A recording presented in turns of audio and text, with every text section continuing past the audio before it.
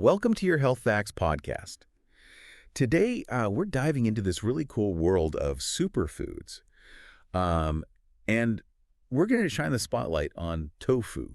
Tofu. You might already know it, right? As a Yeah. plant-based protein. Yeah, But we're going to dig a little deeper. absolutely. We're going to look at some of its potential health benefits, Okay. particularly for those managing diabetes Yeah. and, just seeking overall wellness. Yeah. So tofu is derived from soybeans. And, soybeans contain naturally occurring compounds called phytoestrogens. Phytoestrogens. And these exert, really unique effects on our bodies. Interesting.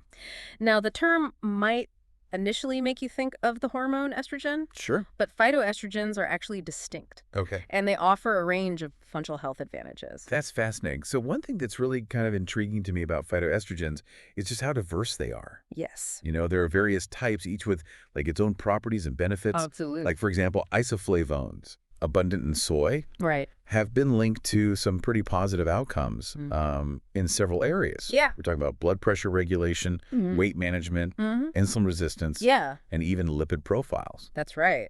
And the impact of these isoflavones extends beyond, just improving these isolated metrics. Right. They actually play a role in reducing pro-inflammatory cytokines. Okay. So effectively mitigating inflammation throughout the body. So it reduces inflammation. It does. Pretty amazing. And this anti-inflammatory action has kind of a cascading effect, Okay. potentially contributing to, a longer and healthier lifespan. So beyond isoflavones, we have other notable phytoestrogens. Yes. Like lignans, Right. found in flax seeds and nuts, Uh-huh. and coumarins, Yes. present in cinnamon. Yes. So incorporating a variety of these compounds into your diet, can really offer just a broader spectrum of health benefits.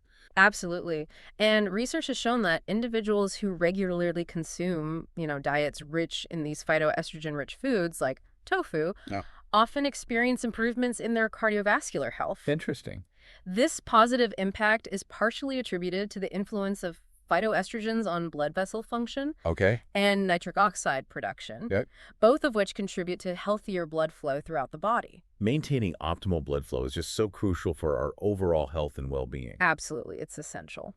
And it sounds like these benefits extend beyond just cardiovascular health. They do. Studies have shown that phytoestrogens can be particularly beneficial for postmenopausal women, That's interesting. helping to alleviate some of the uncomfortable symptoms associated with menopause, like hot flashes Yeah. and night sweats.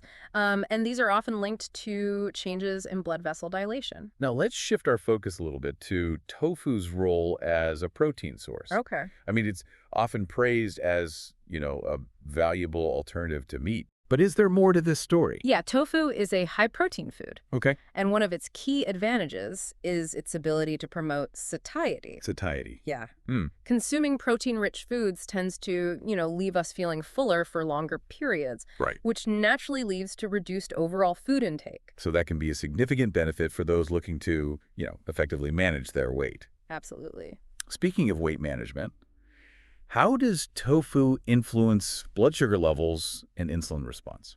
Well, tofu falls into the category of low glycemic index foods, Okay. meaning it doesn't trigger rapid spikes in blood sugar levels. Like some other foods might. Exactly, like some other carbohydrate-rich foods might. Right. Interestingly, it's been shown to exhibit what's called a second meal effect. Second meal effect. Yes. This means that consuming tofu in one meal can continue to help regulate blood sugar levels even in subsequent meals. Wow. It's pretty amazing. That's incredible. So achieving stable blood sugar levels leads to stable insulin levels, Cool. which is fundamental for preventing weight gain and just maintaining overall metabolic health. Exactly. And beyond its impressive nutritional profile, incorporating tofu into your diet, it serves as a really simple yet effective way to diversify your food intake. Diversify, okay. Yeah, and this diversification is particularly beneficial for nurturing a healthy and balanced gut microbiome, Gut microbiome. a key factor in overall well-being. So there you have it. Yeah. Tofu, far more than just a plant-based protein source. That's right. This humble food offers a wealth of potential health benefits, Absolutely. all backed by scientific evidence. It is. It's important to remember that when we eat, we're not just nourishing ourselves, Right. but we're also nourishing the, trillions of microbes that reside within our gut. Oh, absolutely. This is this complex ecosystem Yes. known as the gut microbiome. The gut microbiome. And it plays such a crucial role in our overall health and It well-being. really does. And these microbes, they particularly thrive on fiber, which is a type of carbohydrate found in plant-based foods. Exactly. As they ferment fiber, they produce these beneficial compounds called short-chain fatty acids. That's right. And these compounds possess anti-inflammatory properties. Yes, And they contribute significantly to reducing inflammation throughout the body. they do.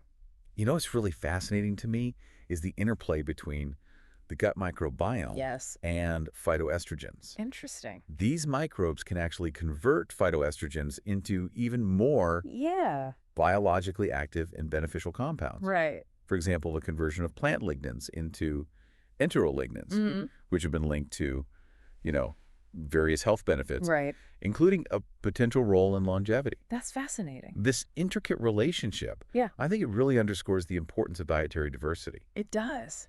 Consuming a wide variety of plant-based foods. Yes. It ensures that we're providing our gut microbiome with the necessary nutrients to flourish, which in turn, supports our overall health. Absolutely. To further optimize our gut health, it's recommended to prioritize organic foods whenever possible. That's a good point.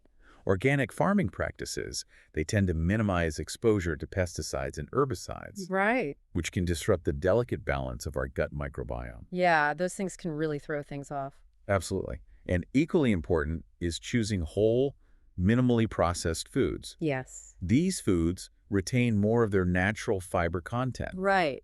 which serves as fuel for our beneficial gut bacteria. It's like feeding the good guys. Exactly. Conversely, highly processed foods often lack fiber, Yeah. and they may contain additives that can actually negatively impact gut health. Absolutely. Now, shifting gears slightly, Okay. let's talk about the importance of blood flow. Right. Maintaining healthy blood flow is vital Yes. for ensuring that oxygen and nutrients are efficiently delivered to all parts of the body. That's right. Every cell needs that supply. Exactly. Done. And certain foods can actually play a role in promoting blood flow They can. by supporting the production of nitric oxide, which is a molecule that helps blood vessels relax and widen. Nitric oxide is key for that. It is conversely, some foods can have the opposite effect. All right. They can constrict blood vessels Yes. and impair blood flow. And that's not good. Not good. And these typically include foods high in saturated and trans fats, Okay. often found in processed foods and animal products. Yeah, those are the usual suspects. So limiting these foods can contribute to maintaining healthy blood flow. Absolutely. Moderation is key. For women, the transition to menopause brings about some pretty significant hormonal shifts It does. that can really impact cardiovascular health. Right. And prior to menopause, women generally experience a lower risk of cardiovascular disease Yeah. compared to men Mm-hmm. due to the protective effects of estrogen. That's right. Estrogen is a powerful protector. It is, however, as estrogen levels decline during menopause, Yeah. this advantage kind of diminishes. Unfortunately, it does. So this is where I think the strategic incorporation of phytoestrogen-rich foods, Yes. like tofu, can play, a really beneficial role. Absolutely. These plant compounds can actually help mitigate Mm-hmm. some of the uncomfortable symptoms associated with menopause, Right. like hot flashes and night sweats. Yeah, those can be really bothersome. They can. And these are often linked to changes in blood vessel dilation Exactly. beyond its impact on blood flow and menopausal symptoms. Okay. Tofu is also a valuable ally for those managing blood sugar levels and weight. Yeah. As we discussed earlier, tofu is a high-protein food Yes. that promotes satiety, Right. helping us feel fuller for longer Uh-huh. and naturally reducing overall food intake. It's a great way to manage those cravings. It is furthermore tofu's low glycemic index. Yeah. Means it doesn't cause those rapid spikes in blood sugar levels, Right. unlike some refined carbohydrates. Exactly. It's much gentler on the system. And its gentle impact on blood sugar is beneficial Ac- for maintaining stable insulin levels, Mm-hmm. which in turn supports healthy weight management.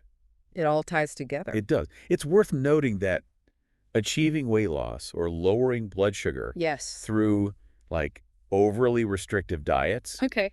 can sometimes have unintended consequences, Right. like eliminating entire food groups, Yeah. as seen in some popular diets, can actually lead to nutrient deficiencies Yeah, you can. and potentially harm long-term health. That's right. You need a balanced approach. You do, for instance, the exclusion of grains and beans in certain diets. Yeah.